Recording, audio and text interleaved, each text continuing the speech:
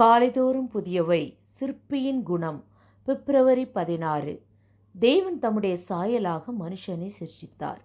அவனை தேவ சாயலாகவே சிருஷ்டித்தார். ஆணும் பெண்ணுமாக அவர்களை சிருஷ்டித்தார். ஆதியாகமம் 1:27. இத்தாலி நாட்டிலுள்ள பிளாரன்ஸ் நகரத்தில் புகழ்பெற்ற கத்தோலிக்க பேராலயம் ஒன்று உள்ளது. 1400ஆம் ஆண்டுகளில் அநேக சிற்பங்களை அந்த பேராலயத்தில் வைக்க வேண்டும் மற்றும் அந்த பேராலயத்தின் கட்டிடங்களை புதுப்பித்து அதை சிறப்பிக்க வேண்டும் என சில தீர்மானங்கள் எடுக்கப்பட்டன. அதன் அடிப்படையில் சிற்பங்களை செய்வதற்காக மிகப்பெரிய ராட்சத கல் ஒன்று வாங்கப்பட்டது.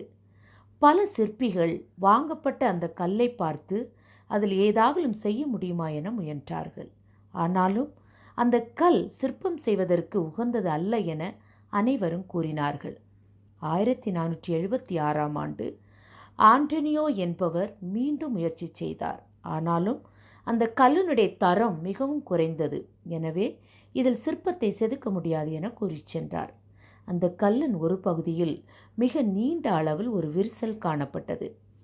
1501ஆம் ஆண்டு மிச்சல் ஏஞ்சலோ என்கிற சிற்பிக்கு பேராலய நிர்வாகத்திலிருந்து சிற்பத்தை செய்வதற்கான அழைப்பு கொடுக்கப்பட்டது. அவர் அங்கு சென்று அனைவரும் கைவிட்ட அந்த கல்லை பார்த்து சிறிது ஆராய்ச்சிக்கு பின் அந்த கல்லை ஒரு சிற்பமாக உருவாக்க தீர்மானித்தார். அந்த ராட்சத கல்லில் காணப்பட்ட விரிசலை அவர் எதிர்மறையாக பார்க்காமல் அந்த விரிசலை தான் விரும்பிய சிற்பத்தை உருவாக்க தனக்கு கிடைத்த ஒரு வழியாக பார்த்தார். அதற்காக அநேக கஷ்டங்களை அனுபவித்து 2 வருடங்கள் கடுமையாக உழைத்து 1504ஆம் ஆண்டு கோலியாத்தை கொன்ற தாவீது என்கிற சிற்பமாக அவருடைய சிற்பத்தை செய்து முடித்தார். இன்றும் அது ஒரு புகழ்பெற்ற கத்தோலிக்க சிற்பமாக கத்தோலிக்க மக்களால் போற்றப்படுகிறது. அனைவரும் கைவிட்ட ஒரு கல்லை போற்றப்படக்கூடிய சிற்பமாக அந்த சிற்பி மாற்றினார்.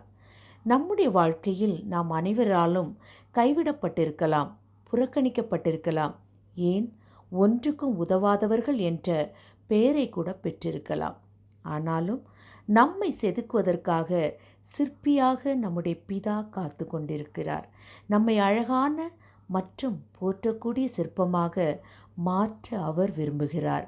நமக்குள் மறைந்திருக்கக்கூடிய அழகை அவர் வெளிக்கொண்டு வர முயற்சிக்கிறார்.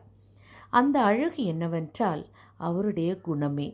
கல்லில் காணப்பட்ட விரிசலை போல நம்மிடம் காணப்படும் குறைகளை தேவன் ஆவியானவர் மூலமாக நம்மிடத்தில் செயல்படுவதற்கான வாய்ப்பாக பார்க்கிறார்.